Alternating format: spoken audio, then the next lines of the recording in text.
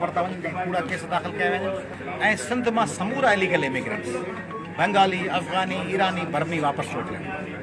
ऐं सिंध में जेके इकनॉमिक इमिग्रेंट्स आहिनि जेके ॿियनि सूबनि मां आहिनि असांजा भाउर आहिनि पश्तून असांजा भाउर आहिनि पंजाबी बलोच सराइकी सिंधी उर्दू ॻाल्हाईंदा सभु भाउर आहिनि हिंदको ॻाल्हाईंदा पर सिंध में शनाख़्ती कार्ड सिंध हुकूमत जारी करे ऐं सिंध में ॿियनि सूबनि जा भाउर पंहिंजनि असुलकनि सूबनि मां शनाख़्ती कार्ड वठनि PRC ऐं डोमिसाइल बि उन्हनि वटि संदन सूबनि जा हुजनि हिते उन्हनि खे जारी न थियणु खपे हिते उन्हनि खे वोट ॾियण जो हक़ बि न हुजे हिते मिल्कियत ख़रीद करण जो हक़ बि न हुअणु खपे जीअं तव्हां दुबई में वञी उते शनाख़्ती कार्ड थोरी था ठाराए सघो मलेशिया में थोरी ठाराए सघो था उते घुमणु वञी सघो था कारोबार बि करे सघो था तव्हांखे वोट जो हक़ कोन हूंदो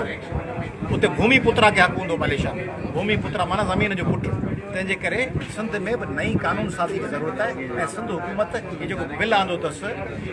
रेगुलराइज़ करण जो धारनि जे वसंदनि खे इन बिल खे वापसि वठे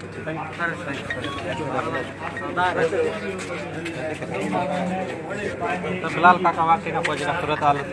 छा मुतालबो आहे बिलाल काका जे क़त्ल जी अॼोके इजलास में मज़म्मत कई वई आहे ऐं कातिलनि जी फौरी गिरफ़्तारी जो मुतालबो कयो आहे अॼोके इजलास में मुतालबो कयो आहे सिंध मां समूरा परॾेही वापसि कढी गिरफ़्तार करे पसंदि असुलकनि मुल्क में मोकिलिया वञनि ॿियनि सूबनि मां ईंदड़ इलीगल इमिग्रेंट्स जेके आहिनि उन्हनि सभिनी जेके इकनॉमिक इमिग्रेंट्स आहिनि उन्हनि खे हिते शनाख़्ती कार्ड जो PRC जो डोमिसाइल जो वोट जो हक़ न हुअणु खपे उहे पंहिंजे असुलकनि सूबनि में वोट दाख़िल कराइनि उतां वोट कनि हिते आया आहिनि कारोबार लाइ जॾहिं इलेक्शन थिए त वापसि वञी वोट कनि PRC डोमिसाइल उते जा हुअणु खपनि सिंध हुकूमत जेको बिल आंदो आहे कचिन आबादियुनि खे रेगुलराइज़ करे वधीक परॾेही आबाद करण जो उहो बिल वापसि वठे ऐं सिंध हुकूमत सोराब ॻोठ अलकरम ते दहशतगर्दी में मुलविस परॾेही मुल्कनि जे माण्हुनि खे गिरफ़्तार करे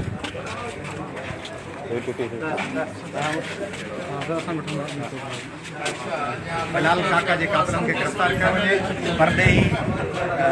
दहशतगर्दी में मुलविस माण्हुनि खे गिरफ़्तार करे संदन असली मुल्कनि में मोकिलियो वञे सिंध में डोमिसाइल PRC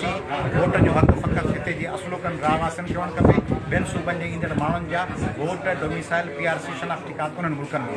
उन्हनि सूबनि